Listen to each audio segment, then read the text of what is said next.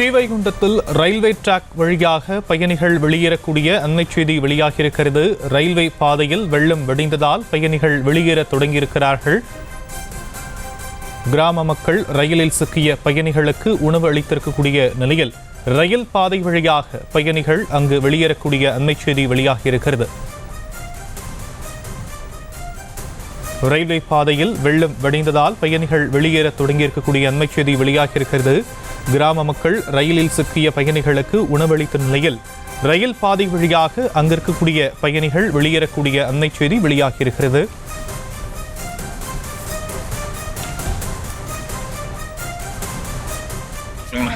Srivaikuntam railway ஸ்டேஷன்லேருந்து வரோம். அந்த ட்ரெயின் வந்து நாங்கள் ஞாயிற்றுக்கிழமை நைட்டு வந்தோம். 8 மணிக்கு ட்ரெயின் ஏறி வந்தோம். 10 மணிக்கு அங்கே ஸ்டாப் பண்ணிட்டாங்க. மழை அதிகமாக பெய்யுது, பேங்க்கு போக முடியாதுன்னு சொல்லி ஸ்டாப் பண்ணிட்டாங்க. அதுலேருந்து ட்ரெயினில் அங்கே தான் இருந்தோம். எந்த உணவு எதுவுமே கிடைக்கல. ஊரை சுற்றி ஃபுல்லாக தண்ணி சூழ்ந்துருச்சு. யாருமே உள்ள ஆஃபீஸரை கேட்டால் உணவு ஹெல்ப் பண்ணுங்கன்னா வருதுன்னாங்க. யாரும் உள்ளே வர முடியலன்னு சொல்லிட்டாங்க. இப்போது நாங்கள் சரி வெயிட் பண்ணி பார்த்தோம். ஏதோ சாப்பாட்டுக்கு இல்லாத குழந்தைங்க எல்லாமே கஷ்டப்பட்டுருந்தாங்க. பக்கத்து கிராமத்தில் உள்ளவங்க தான் கொஞ்சம் ஹெல்ப் பண்ணாங்க எனக்கு சாப்பாட்டுக்காக.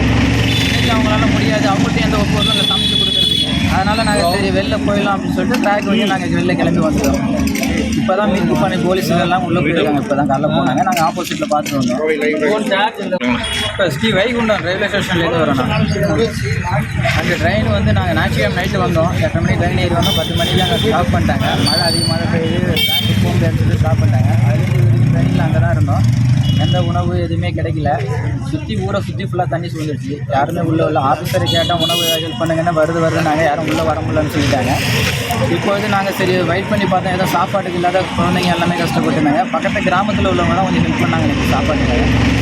அவங்களால முடியாது, அவங்கள்ட்ட எந்த ஒப்புவதும் இல்லை சமைச்சு கொடுக்குறதுக்கு. அதனால் நாங்கள் சரி வெளில போயிடலாம் அப்படின்னு சொல்லிட்டு ட்ராக் வழி நாங்கள் வெளில கிளம்பி வந்துட்டோம். இப்போ தான் மீட்பு பண்ணி போலீஸுகள்லாம் உள்ளே போயிருக்காங்க. இப்போ தான் காலைல போனாங்க. நாங்கள் ஆப்போசிட்டில் பார்த்துட்டு வந்தோம். இப்போ ஸ்ரீவைகுண்டம் ரயில்வே ஸ்டேஷன்லேருந்து வரோம். அந்த ட்ரெயின் வந்து நாங்கள் ஞாயிற்றுக்கிழமை நைட்டு வந்தோம். 8 மணிக்கு ட்ரெயின் ஏறி வந்தோம். 10 மணிக்கு அங்கே ஸ்டாப் பண்ணிட்டாங்க. மழை அதிகமாக பெய்யுது, பேங்க்கு போக முடியாதுன்னு சொல்லி ஸ்டாப் பண்ணிட்டாங்க. அதுலேருந்து ட்ரெயினில் அங்கே தான் இருந்தோம். எந்த உணவு எதுவுமே கிடைக்கல.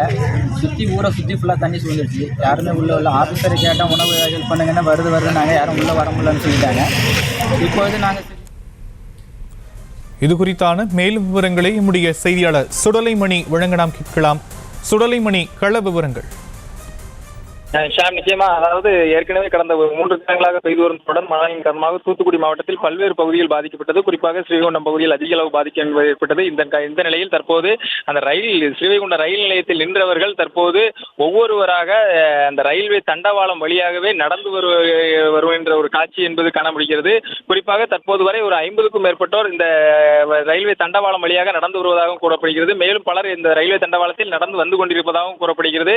இந்த நிலையில் தான் தற்போது இந்த ரயில்வே தண்டவாளத்தை சீரமைக்கும் பணிகளும் ஒரு புறம் நடந்து வருகிறது. குறிப்பாக ஸ்ரீவைகுண்டம் அருகே உள்ள செய்துங்கல் ஒரு பகுதியில் ரயில்வே தண்டவாளத்தை சீரமைக்கும் பணியில் ரயில்வே ஊழியர்கள் ஈடுபட்டு வருகின்றனர். தாங்கள் 3 நாட்களாக மிகவும் கஷ்டப்பட்டதாகவும் தற்போது காலை 9 மணிக்கு இங்கிருந்து கிளம்பி தற்போது மழை வெள்ளங்கள் சில இடங்களில் ரயில்வே தண்டவாளங்கள் உடைப்பு என அனைத்தையும் தாண்டி 3 மணி நேரத்திற்கு மேலாக தாண்டி தான் தற்போது இந்த சாலைக்கு நடந்து வந்ததாக கூறுகின்றனர்.